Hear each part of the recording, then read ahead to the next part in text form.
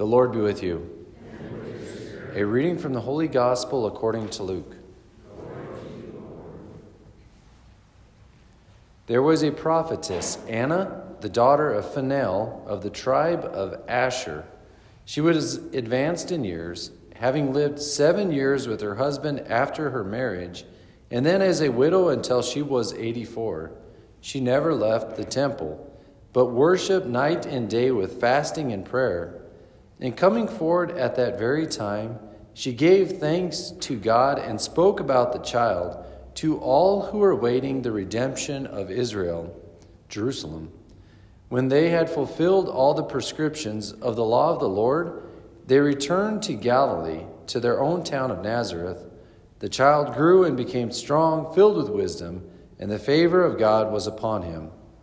The Gospel of the Lord. Praise to you, Lord Jesus Christ. So our gospel today, it's in continuation of yesterday's gospel, where we find Joseph and Mary presenting the child Jesus in the temple, and Simeon rejoicing. We got that yesterday. Now Anna is rejoicing. She's in the temple as well. So that's where the placement of this gospel. And what strikes me today is that she worshiped night and day with fasting and prayer.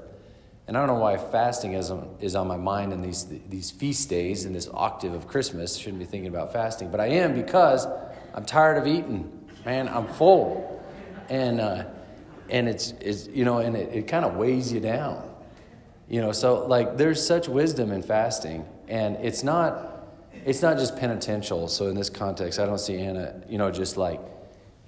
just doing penance for the some 50 years that she was in the temple. I don't think that's the role fasting has in this context, in the spiritual life necessarily. There is place for that, for sure, that fasting, I'm going to fast out of penance for a good reason, okay? But what fasting does, the hidden secret of fasting, is it makes room for God in our hearts. Like, I think, I remember an old priest in Montana who's told me that. He's like, fasting makes room for God. Okay, I get that. But the other aspect is it clears the mind.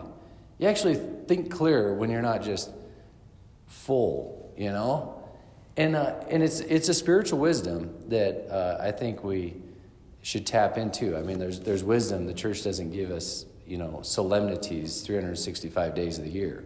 Like there's wisdom, when I feast, I feast. When I fast, And so not that we got to go around, fasting all the time. But I will throw in our court the wisdom of fasting, that it clears the mind, that I actually zone in and able to encounter the Lord in a spiritual way a lot more clear than when my belly's full. You know what I'm saying?